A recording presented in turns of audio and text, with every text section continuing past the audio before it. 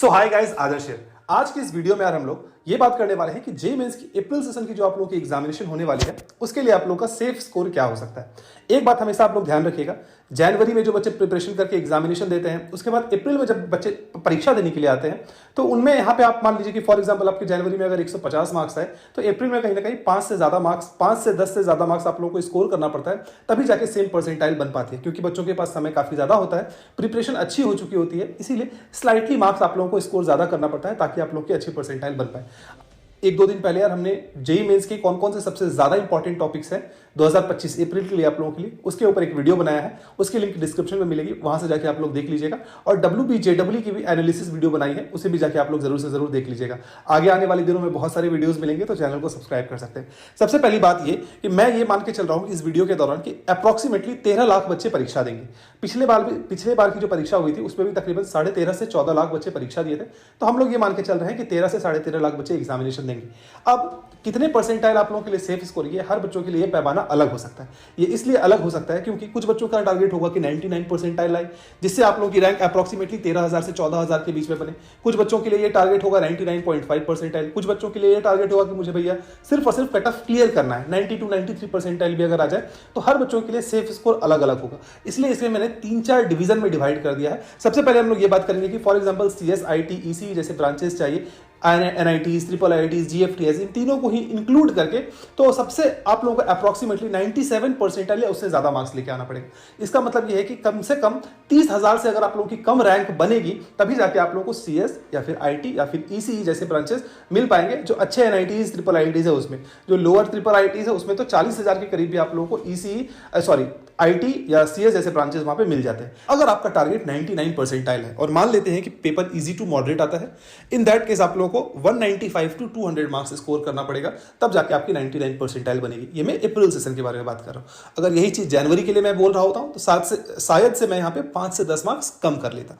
वही अगर आपकी पेपर मान लेते हैं कि मॉडरेट आए, जो कि ज्यादातर पेपर अमूमन मॉडरेट पूछे जाते हैं, उसमें आप लोगों को 178 से लेकर 185 मार्क्स के बीच में अगर आएंगे तो आपकी 99 परसेंटाइल बन जाएगी। वही अगर मैं मॉडरेट टू टफ ले लेता हूं, कुछ पेपर जो मॉडरेट टू टफ भी होते हैं, इन दैट केस 160 मार्क्स अगर आपकी आती है तो 99 परसेंटाइल बनने की चांसेस है।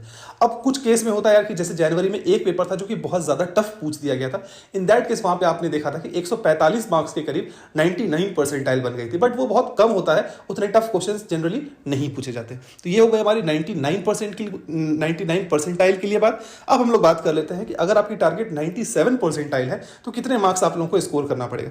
तो 97 अगर आपका परसेंटाइल, अगर आपका टारगेट है, इतने अगर परसेंटाइल आपके आते हैं तो ज्यादा चांसेस हैं कि एटलीस्ट ECE जैसे ब्रांचेस आप लोगों को लोअर NITs में तो मिल ही जाएंगे। लोअर NITs की बात कर रहा हूं, टॉप NITs के लिए तो कहीं ना कहीं आपको 99 परसेंटाइल, 98.5 परसेंटाइल लाना पड़ता है, तब जाके आपको CS, IT, ECE मिल पाता है।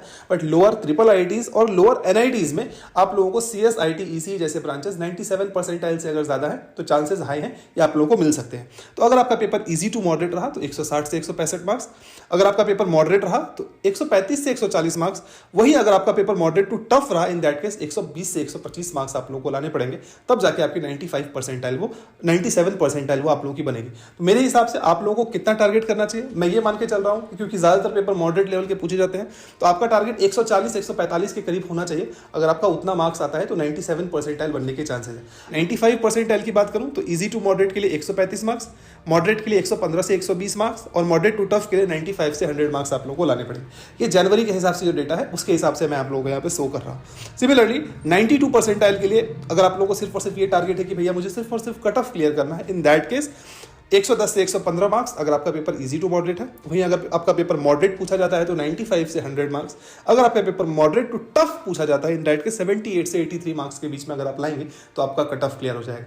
फिर से मैं ये चीज कह रहा हूँ कि ये चीज जो जनवरी में आपकी पेपर हुई उसके अकॉर्डिंगली ये बताया जा रहा है। अप्रैल में जितने भी मार्क्स मैं आप लोगों को बता रहा हूँ, हो सकता है कि इसमें +5 मार्क्स आप लोगों को और स्कोर करना पड़ेगा। फॉर एग्जांपल जैसे कि मैंने आप लोगों को कहा 115 मार्क्स पे आपकी कट ऑफ क्लियर होगी अगर आपकी इजी टू मॉडरेट पेपर है, तो क्योंकि ये अप्रैल का पेपर है, कंपटीशन ज्यादा होगा, तो हो सकता है कि +5 मार्क्स मतलब कि 120 मार्क्स के करीब आप लोगों को लाना पड़े। अगर आपका पेपर एकदम इजी टू मॉडरेट पूछ दिया गया कट ऑफ क्लियर करने के लिए। तो +5 मार्क्स का डिफरेंस आ सकता है जनवरी से अप्रैल के बीच में।